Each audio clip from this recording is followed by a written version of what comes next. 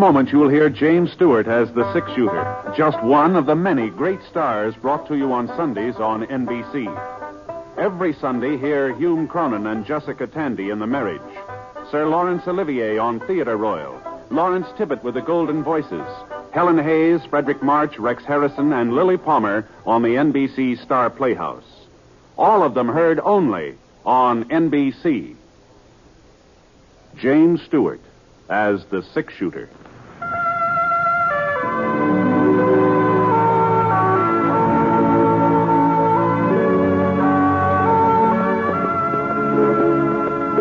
The man in the saddle is angular and long-legged. His skin is sun-dyed brown. The gun in his holster is gray steel and rainbow mother of pearl, its handle unmarked. People call them both the six-shooter.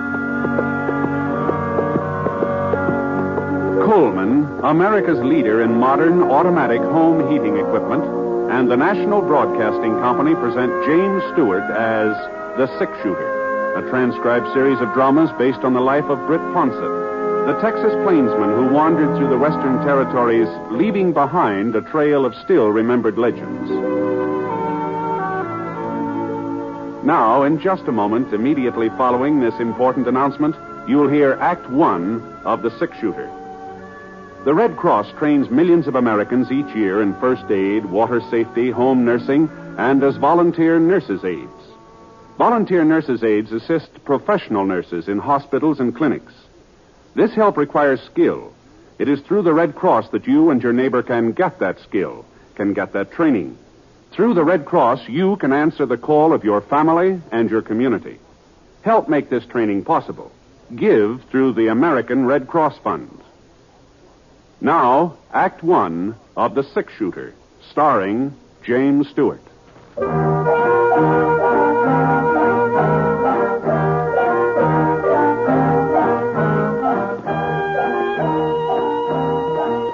trail to Virtue City was over the crest of Bare Neck Mountain and then down the northern slope. That's why you couldn't see the town until you were almost there. That and the clouds. There always seemed to be a stack of thick marshmallow clouds along the side of Bare Neck, and by the time you got through them, the town was right in front of you. Anyway, it was about 2 o'clock in the afternoon when I hit the city limits, and at least what had been the city limits 10, 15 years ago. Of course, nowadays, houses on the outskirts weren't much more than just loose timbers and broken windows. When I reached the main street, things looked more normal. Not like a real town, of course, but well, the mercantile was open, and the bank, and the post office. 10 or 12 stores, maybe, all still doing business. I spotted what I was looking for. Oh, boy. Oh. The sign on the Opera House said Rocky Mountain Western Railroad, Virtue City office. Well, I guess they might as well use the Opera House for something. Jenny Lind sure won't be singing there anymore. Not like she did for the grand opening.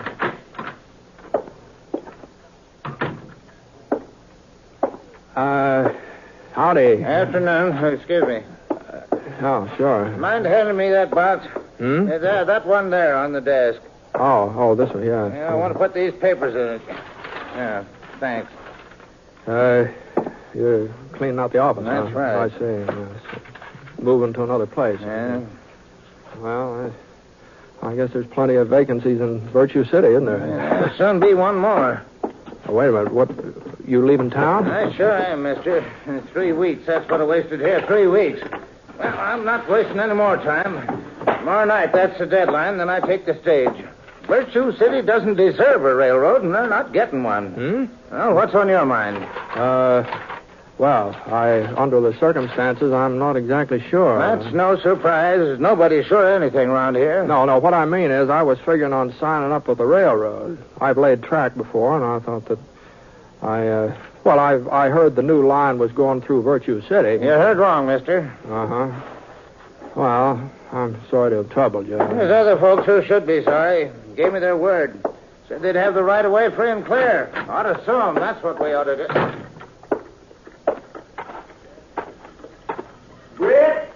Britt Ponset. Over here in the courthouse. It's What? me, Doc Cross. What? Oh, hello, Doc. Come on in. I say come on in. Oh, well, sure. Doc? Second office, Britt, on your right. Oh, Say, I didn't know you were still living on a... What in the thunder are you doing in a wheelchair, Doc? Oh, I fell off my horse a couple of months ago. It was his fault, not mine. Oh, his fault. Oh, sure, yes. Did you break anything? Well, I ain't positive. I had to send for Doc Sampson over to Watsonville. He says I broke my leg. Old butcher. Don't think he'd know a broken leg from a floating kidney. If you ask me, he's keeping me off my feet so he'll get a crack at all my patients. Oh, well, Doc could do you good. Get a little rest. Maybe. Hey, sit down, Britt. Sit down. Thanks. Well, I was kind of surprised to see the courthouse still open. I thought they'd moved the county seat over to Fort Gregg. Politicians. Yeah, those people in Fort Gregg bribed the legislature. That's what they did. But we'll get the county seat back again. Just you wait and see. Meantime, we're using the courthouse for a city hall. I guess we got just about the fanciest city hall west of Denver. Yeah, I wouldn't be surprised. I'm the mayor now, Britt. Oh, yes, wow. Sir. Good for you. What about you? What brought you to Virtue City after all this time? I hope you ain't just passing through. No, I'm afraid so, Doc. I was aiming to sign up at the railroad, but since they ain't coming this way... Not coming this way, but who told you that? Well, that fellow over at the Opera House. Oh, that's Nelson. Thad Nelson. Don't pay no attention to him. Well, he works for the railroad, doesn't he? Well, yes, he does. But he ain't never wanted the line to go through Virtue City anyhow. He'd rather it went the way of Watsonville. If you ask me, Watsonville is paying him off. Oh?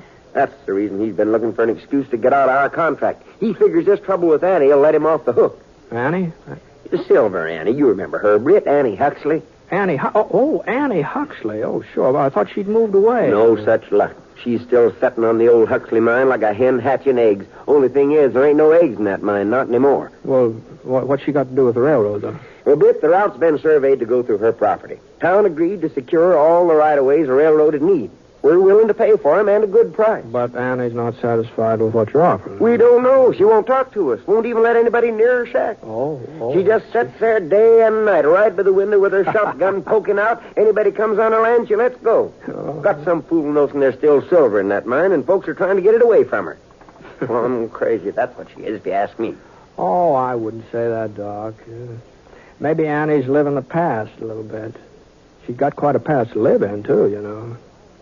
Gee whiz, I remember about her wedding to Sin Huxley. About how he put down a street of silver dollars all around the church. You remember that? Yes, well, that's beside the point. I sent for Clyde Huxley. Clyde? Yeah, he's a relative of Sin's, a distant cousin or something like that, but a relative. We had to pay his fare all the way out from Chicago. Mm-hmm. He's seen Annie yet? That's where he is right now, and he'll straighten her out. You see, he's a lawyer, and he's not the kind to put up with any nonsense. So, well, Mr. Huxley, I didn't see you ride up, and I've been watching the street. I didn't ride. I walked. Oh, now, don't tell me that horse of mine threw you, too. I'm just didn't gonna throw me. Where will I find the chief of police? What? I'm charging that woman with attempted murder. Oh, you don't mean Annie. I certainly do mean Annie. She ought to be locked up. And if I've anything to do with it, she will be. Oh, then she wouldn't sign over the right-of-way, huh? Not even for you, her own kin. I didn't get a chance to discuss it. She shot at me, point blank. Don't look like she hit you. It was a miracle she didn't. Well, I guess she just didn't know who you were, Mr. Huxley. She didn't recognize you. I told her who I was. Right after that, she fired. Yeah, some folks just don't cotton to relatives, seems like. Well, she tried to kill me. Oh, no, she was just defending her property, Mr. Huxley. If she'd wanted to kill you, you wouldn't be walking around now. Annie knows how to handle a gun. Well, now, we got to do something, Britt. If we don't have that right away by tomorrow, Nelson, he's the railroad man, Nelson will leave town. The railroad will go through Watsonville, and that'll just about wash up Virtue City once and for all. Well, now, there must be some way of explaining things to Annie, Doc. I throw her in jail. That's just apt to make her more cussed than ever, you know. But, say, maybe there is another way. Sure. Somebody she trusted, somebody who didn't have no axe to grind. She'd listen to him. Now, Doc. You got those papers all ready for her to sign, Mr. Huxley? Doc. Well, then give them to Britt. Doc, now, this ain't my affair, Doc. Now, I don't want to get mixed up with this. Oh, I know you, Britt. No, you but wouldn't let us down, not at a listen, time Doc, like this. Go on, Huxley, give him the papers. Now, wait a minute. We'll Doc. never forget what you're doing, Britt. The whole town will be in your debt. Just get her to sign them. The places are marked with an X. Doc.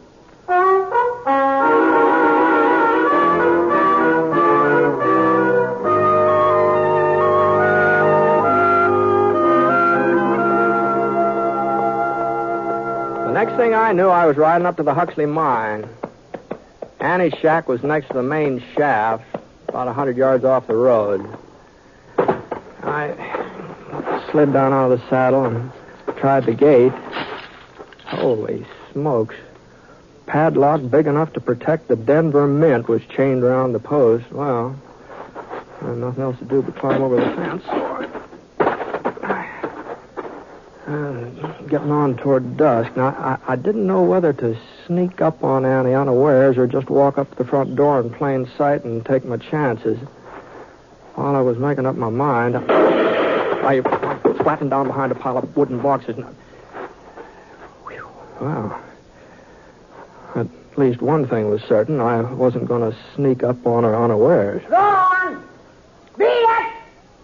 Next time I won't miss. I'll put that thing down, Annie, or I'll shoot it out of your hands. Well, who's out there? Who is that? Britt Ponset. Britt? That's right. I'm on a node. None of the flea-bitten skunks from around here would have nerve enough to talk to me that way. All right, I'm coming in, Annie. I guess there's no stopping you. Not that I believe you'd ever try to shoot this gun out of my hand, Britt, no matter what you say. Well, that makes us even, man. I don't believe you would aim it at me either. How are things, Annie? Well, not too bad. Not too bad. So close that door, will you? Sure. Fact of the matter is, Britt, I've been working the southern shaft lately. Found a vein that looks real promising. One of these days, the Huxley will be going full force again. Mm-hmm. Now, Annie, you don't really believe that. Why, of course I believe it. Why shouldn't I? We took $250,000 out of this mine, Sin and me, and there's plenty more. It's just a question of finding it. Here, you want some coffee? Yeah, thanks. Now, these hills have been worked dry, Annie. There's no silver in them, not anymore. And that's why I came up to talk to you. Here. Drink your coffee. Thanks. It's about the right of way for the railroad. You're just wasting your breath. No, but Doc Cross said you didn't know anything about the railroad, that nobody had been able to explain it to you. Oh, nobody had to explain it. There's nothing goes on in Virtue City that I don't get wind of. I ain't lived here 35 years for nothing. Doc says the town needs the railroad, needs it bad. Why, I got no objection to a railroad into Virtue City. Probably need it myself to haul the ore out when I strike a rich vein. But the line don't have to go through my property. Mm-hmm. A mountain country like this, railroads don't have much choice. I asked Doc Cross. The only other route would cost a whole lot more money, more than the Rocky Mountain Western's willing to pay. Well, that ain't my problem. All I care about is the Huxley.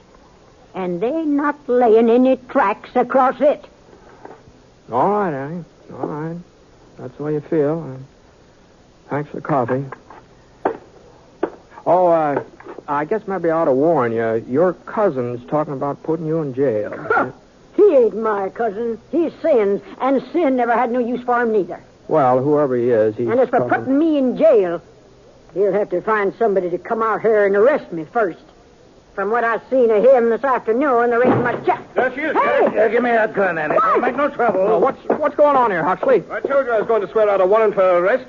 Thanks to you, the sheriff was able to serve it. Britt Ponset! Oh, wait a minute. Of all the low-down means. Annie? Keeping me occupied so No, they no, could sneak in here. Come on, Annie, let's go. Listen, Annie, I can swear to you I've that... done enough listening to you already.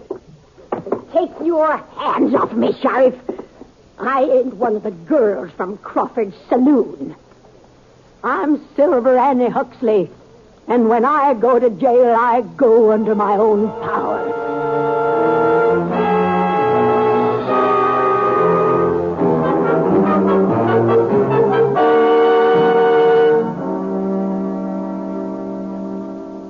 We'll return to James Stewart as the six-shooter in a moment. First, a word from Coleman, America's leader in modern automatic home heating equipment. When winter comes, does your house shrink like this?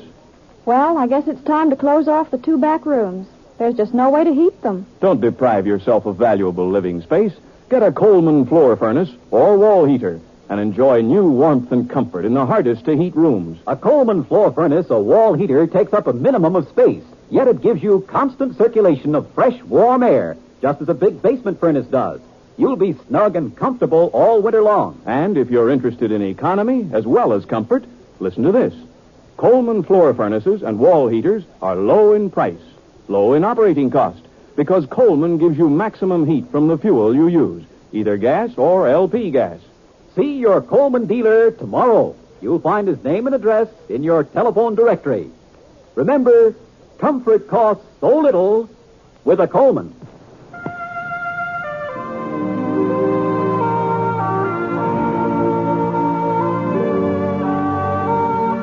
Now, Act 2 of The Six Shooter, starring James Stewart as Britt Ponset.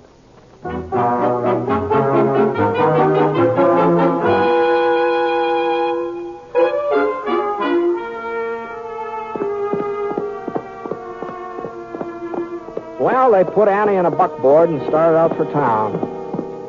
I rode alongside for half a mile or so and tried to tell her I wasn't part of getting her arrested, but she wasn't listening. So I gave Scar his head. It was about 9 o'clock when I got back to Virtue City.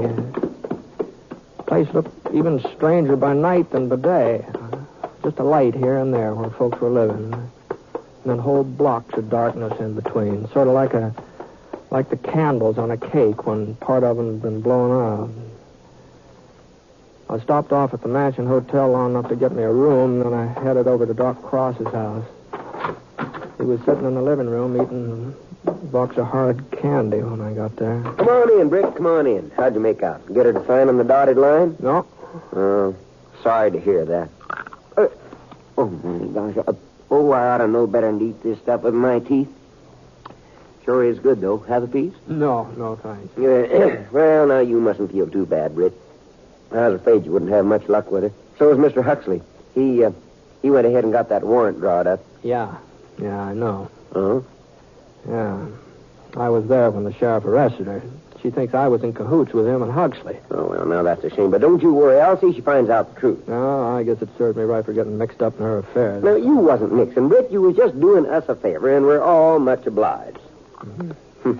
You know, sending for Clyde Huxley was just about the smartest stunt I ever pulled. Maybe so, but you haven't got the right of way yet. We'll get it, Britt. We'll get it. Mm-hmm. Well, I don't think jailing is the answer. Besides, you'll have to turn her loose anyway. Huxley can't make that charge of attempted murder stake. No, he's not charging her with anything, Britt. What? It's just a question of whether she's got all her faculties or not. That's what the hearing will be about. You mean he's claiming she's crazy? Well, you said yourself she was peculiar. I said she lived in the past, that's all. Everybody's got something to remember, does that, more or less? Well, in her case, it's more, not less. Of course, it's up to Judge Drayton to decide. Well, hasn't there got to be medical testimony and a sanity hearing? Yeah. Huxley subpoenaed me this evening. Oh, doggone it, Doc, now. This just isn't right. Huxley's her only relative. He looked up our state law. It says the nearest relative can demand a sanity hearing if there's sufficient cause. You take that mine away from her, you'll break her heart. Now, wait a minute, Britt. You said yourself this wasn't none of your business, that you were sorry you mixed into it. Sure, but it just looks like I got mixed up in it. All right, good night, Doc. I'll see you later. Now,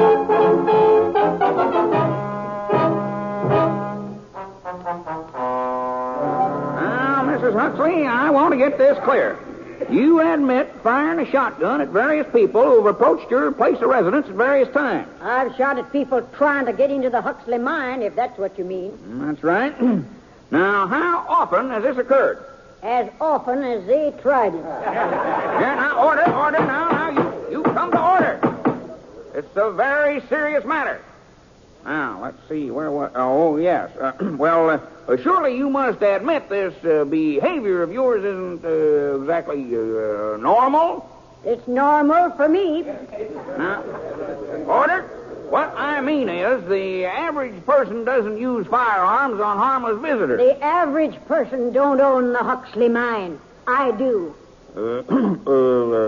Your Honor. Go ahead, Mr. Huxley. This is the crux of my poor cousin's delusion. This feeling of hers that the Huxley mine is of some great value, that it still contains silver, when we all know that it's worthless. And just how do you know that? You've proved it to us. For 10 years you've lived there and searched the shafts every day. Have you found silver? Even a trace of it? No. I ain't. You see, Your Honor. If that makes me crazy, then Sin must have really been out of his head. He spent 12 years prospecting that mine before he made his first strike.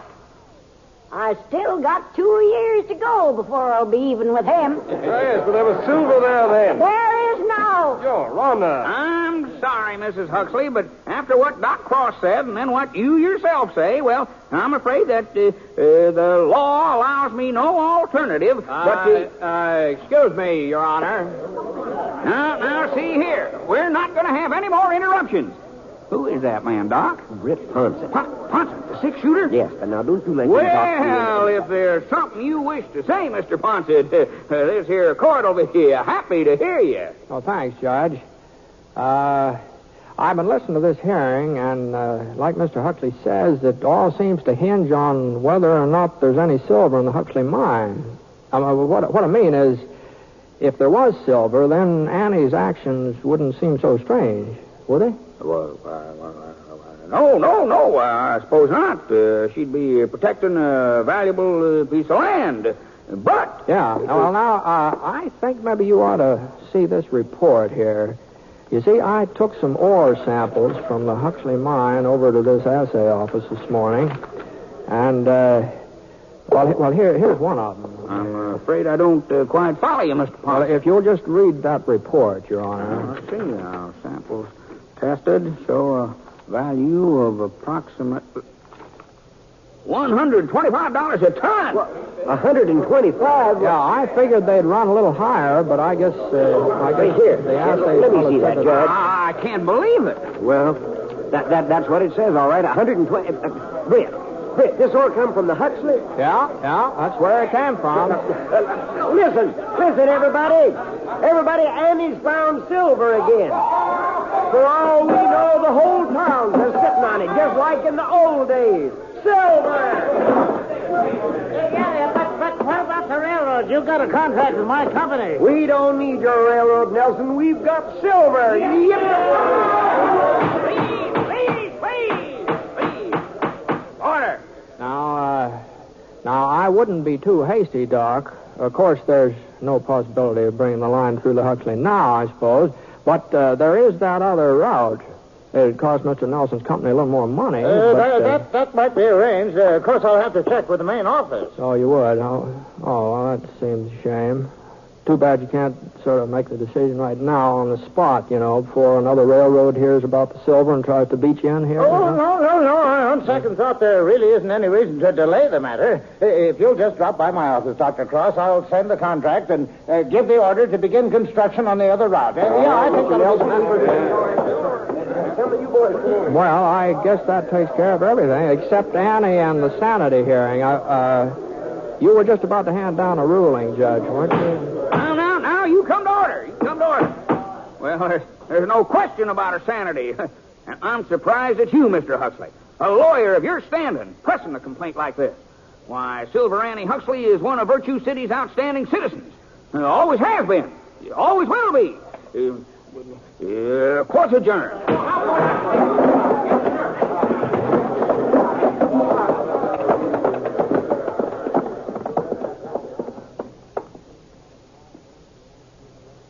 Well, inside of 5 minutes, the only people left in that courtroom were me and Annie. It's a funny thing, She was the only person who hadn't been excited about the silver. She just kind of stared at me without budging. And then the corners of her lips sort of wrinkled up into a smile. Britt Ponset? Yes, ma'am. You better get out of town before they find out. They'd tar and feather you for sure. Well, what are you talking about, Annie? Why, you think I didn't recognize that piece of ore? I ought to. I've been looking at it for 30 years. Them samples have been sitting on my dresser ever since Sin found them in his first strike. No. You saw them last night. You knew they were souvenirs from the old days. Well, they could have been something that you dug up recently, couldn't they? I'm not saying you lied, Britt. All you told him was that the ore was from the Huxley. That's true enough. It's just a good thing they didn't ask you when. Yes, I guess it is. Yeah. Well, anybody can make a mistake, you know. You knew what you were doing. And you knew the railroad would be coming through the other route before they got wise. No, I wouldn't exactly say that, but under the circumstances, I kind of think maybe I'd better leave town. Don't you think that would be... So long, Annie. Wait a minute, Britt. I want to thank you. Oh, well, nothing to thank me for, Annie. It just looks like I can't tell old ore samples from fresh ones. That's all.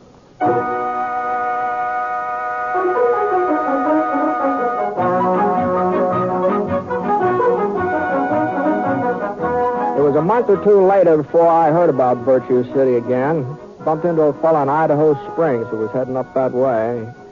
Said there'd been a big silver strike near the town. I tried to talk him out of going over there. I told him it's probably just a false alarm. He wouldn't listen. He said there'd been a false strike 3 or 4 weeks ago, and everybody went out prospecting. And the first thing you knew, somebody found silver. The real thing. Fellow had a newspaper from Virtue City to prove it. Editorial on the front page was by Doc Cross about moving the county seat back to where it belonged. Well, things sure have a funny way of working out, don't they?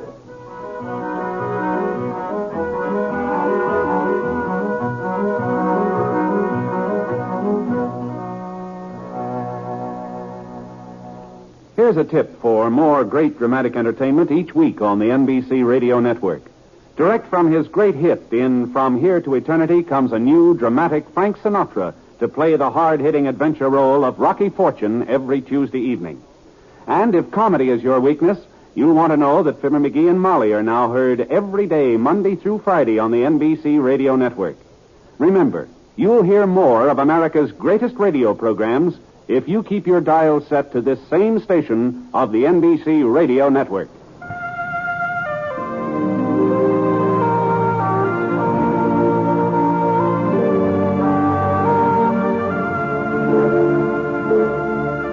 Coleman, America's leader in modern automatic home heating equipment, and the National Broadcasting Company have presented James Stewart as the six-shooter.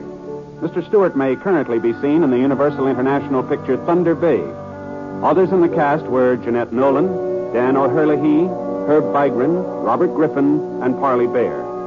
The Six-Shooter is an NBC Radio Network production in association with Review Productions and is based on a character created by Frank Burt, and the transcribed story is written by him.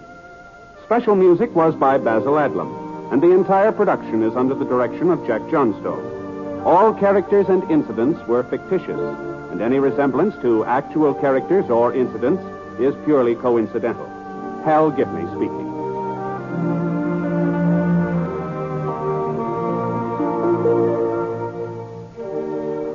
Listen to Last Man Out, next on the NBC Radio Network.